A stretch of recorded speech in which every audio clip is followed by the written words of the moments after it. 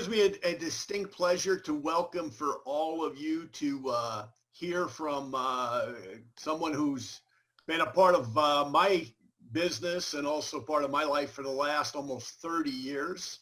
It's a good friend of mine up in Canada, Mr. Wally Kralik. Wally, welcome. Thank you, John, and it's a pleasure being here with you. And we have seen a lot of changes over the last 20 odd years in our families, in our business. And it's been we've had our ups and downs, but it's been a good 20 odd years. So I look forward to it, the next 20 years with you, John. And we have it. And the funny part is, when we met, your hair was already gray, I think. Mine wasn't, and I've joined you now in the gray hair club. So, that's what happens when you work together for a long time, right? That's what happens after you have 3 kids. You know what? There's a lot of truth to that, as you well know. So Wally, let's talk a little bit about Moving Up 2020, our new book, which you're one of the 35 featured stories in. What are you going to do with this book to help you build your business? Well, it's interesting, John. I just before you discussed the situation with me, I was looking at a way of getting my face out there in the public, in a written, like in a book somehow.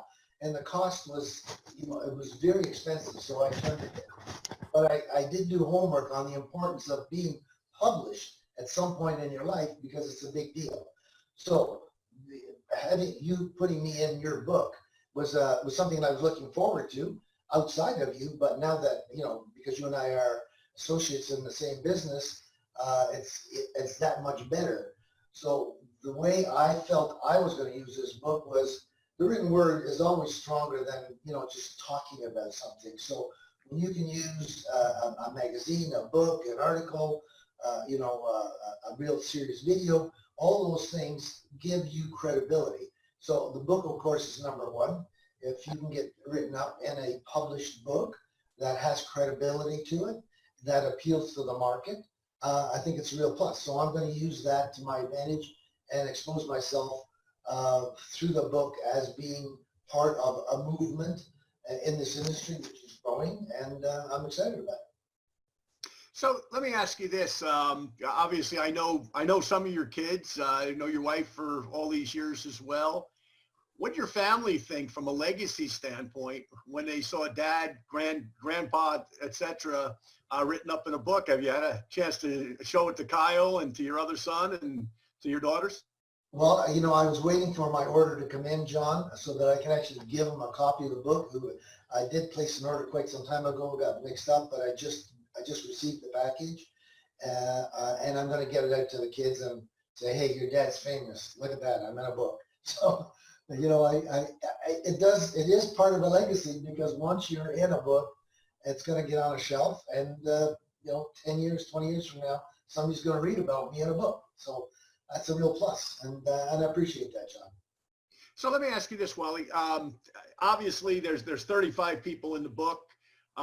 You know a lot of them. A lot of them happen to be in your organization and in the company that you're in, and you've influenced a lot of them very, very positively over the years. But let's go one step further, because in our business, as you well know from doing it for a long time, not everybody's the same. People are different sexes, they're different ages, they're different nationalities, they're different financial backgrounds, education backgrounds, etc. So in this book, we've represented a lot of different types of stories that represent everything that I just said there. How are you using it to apply it when you meet with a prospect to say, hey,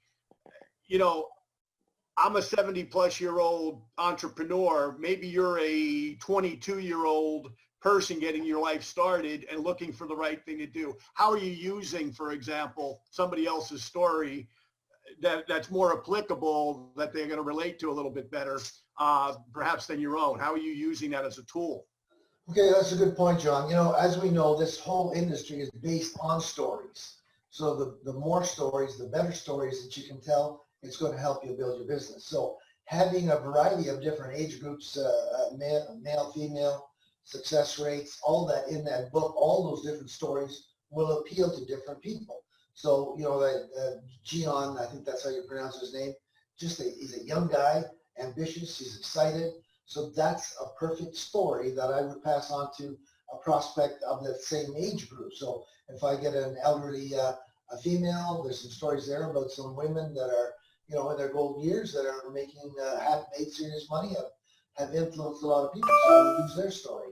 You know, in my case, of course, myself being a business guy, I can relate to my own specific situation. But, you know, we've got retired teachers. We've got a real variety of different people becoming successful in this industry. So you can use any one of those stories, how it relates to the person that you're specifically talking to. So it does make a lot of sense, and it's going to help me build my business that much quicker. So let's go another direction here, Wally, because of where you are in life age-wise. I'm not dwelling on your age, by the way. I know we fool around a lot, but in a serious context, okay? There's a lot of people in the United States, in Canada, in Mexico, throughout the world for that matter, that are struggling in their retirement years to make ends meet. Maybe they have a pension, maybe they have, you know, some government, you know, program that they're entitled to, but they're just coming up short. You know, they're coming up that few $1,000s a month short from the lifestyle maybe that they had during their working years. So you're talking to somebody, you know, using the book, for example, you're talking to somebody that's, you know, in their late 50s, 60s, 70s, perhaps in that circumstance. What do you tell them as far as using the book stories and also using the MLM business that you're in? What do you tell them? How do you inspire them? Well, you know, that's a serious question. It's not easy to answer that, John. You know, talking about those numbers, I just listened to a statistic here in Canada. For example, 79% of people are concerned about not having enough money for their retirement. That's 80% of people in Canada are going to be in trouble when they get to the retirement age. That's scary. So I throw out some of those numbers, some of the stats that people necessarily aren't aware of. 50% of people in Canada, for example, are $200 away from bankruptcy, you know, over a year of not having that extra $200. So I use the book as, first of all, talk about the stories of the different people that are in there, but also that book gives the industry credibility, gives the network marketing industry credibility, because most people still don't understand our industry. They don't realize it's a $200 billion industry. And when you see it in a book form like that, along with the stories, that's going to give the senior citizen a more of a comfort feeling that they're getting involved in something that's legit, that they can do, that they can share, that they can make a difference in people's lives. So, you know, I try to get them emotionally involved in their situation where they're a senior, they don't have enough money. What's your plan B? How are you going to end up spending your golden years? So here's an opportunity to get involved with a serious company, with a serious product, and a serious industry. So a combination of all those things is like almost a perfect storm, and I get people excited when all these tidbits of information come together, and they can see themselves actually doing the business and or enjoying the product. Well, you know, it's interesting because, you know, from that reference point of, you know, the seniors, and by the way, when you're listening to this, people that'll see this interview with Wally, I mean, we could probably categorize this Wally for people even in their 20s, 30s, and 40s and 50s even. But, you know, when you look at it, yourself, Tom Oldershaw, Jamie Holly, Barry White, even Keith Hooper, all, you know, well over 70 years old and involved in, you know, in this industry, making a difference for themselves and their families, number one.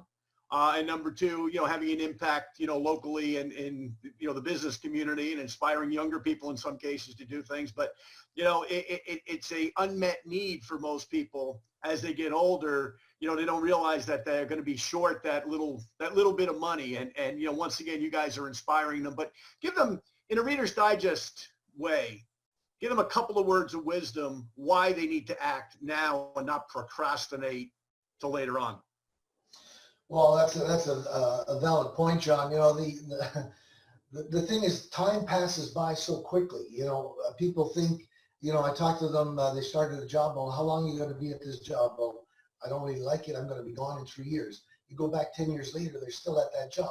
So people do procrastinate an awful lot. But when you get to be in your 50s and a little bit older, the body doesn't work the same way anymore. The mind doesn't work the same way anymore. And I get the point across to them to say, you don't have a lot of options. You know, unfortunately, you're on the downhill slide of life. You still got a bit of spunk in you. You know, take advantage of that while you still can, while everything still works, while you have that dream still, you have the music still, you have the passion still, that you still want to make a difference. Because eventually that dissipates. That goes away as you age. And then you won't have that drive anymore. And once that's gone, you're in big doo-doo because there's, you know, you're going to depend upon the government to take care of you. And unfortunately, they're not going to take good care of you. So do what you can now while you still have that dream inside, that music inside, that you do want to make a difference in people's lives. And, you know, the skills that you require to build this business are not that difficult. And we have trainers like you, John, out there, and there's so many people out there doing fantastic training scenarios on how to build this business. It's a no-brainer for the 50-year-old and plus because they don't have a plan B. And this is the plan B for most people that are over the age of 50 because they don't have the options that they did have when they were 30. You know, it's interesting because, you know, in the book, of course, you know, I put the compound interest table that Albert Einstein talked about as his greatest finding, right, from a financial standpoint. But I think the other part of that people need to understand is the compound hours that, yeah, I might be a senior citizen and I may only be able to put, maybe because of my health, maybe because I'm taking care of grandkids, maybe because I'm active doing something in the community, maybe volunteering. I can only put 10 hours a week into my business.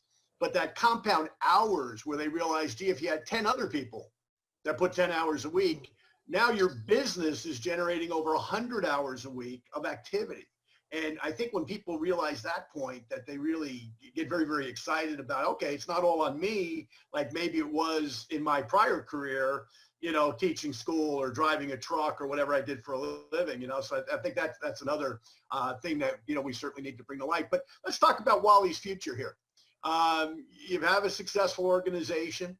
You're in your 70s now. I know you live on a beautiful lake up in the northern part of Ontario, but what's the next 10 years look like for you? What are your plans? Well, you know, and because I am at that age right now, John, you know, Cheryl and I, my wife, we talk about it. What are we going to do? You know, now that we have a serious residual income coming in, whether I show up or not Monday morning, the income is going to keep on coming. So that gives us a real feeling of financial security and being able to go out and spend that money because it just piles up. You know, if you have X amount of dollars coming in every month, and by the time you're in your 70s, hopefully you should be out of debt. If you're not, then you got another serious problem, which again, this industry could solve. But if you have been in the business for a while, like myself, have made very serious money over the last 20 odd years, now we can really enjoy travel.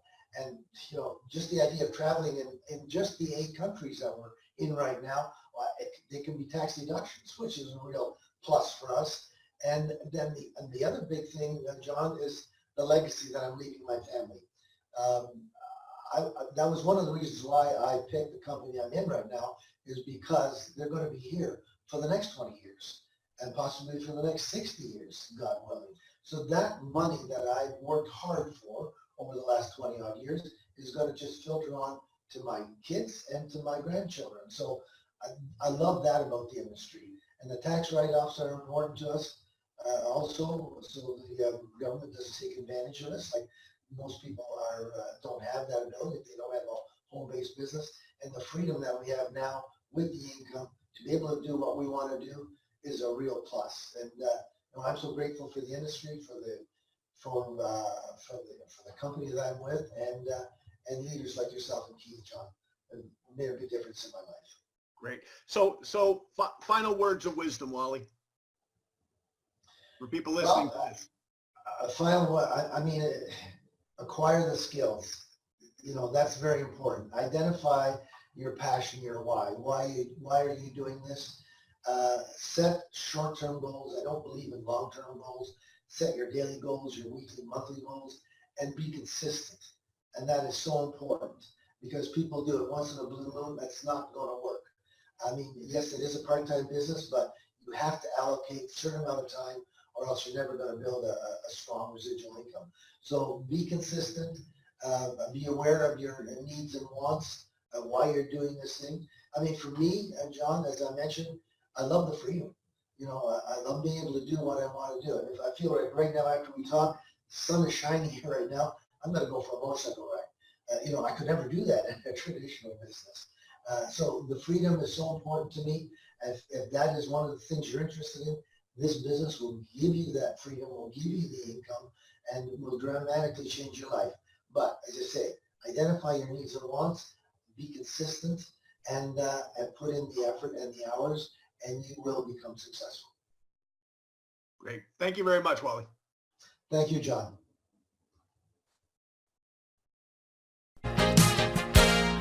You're listening to America's Health Talk.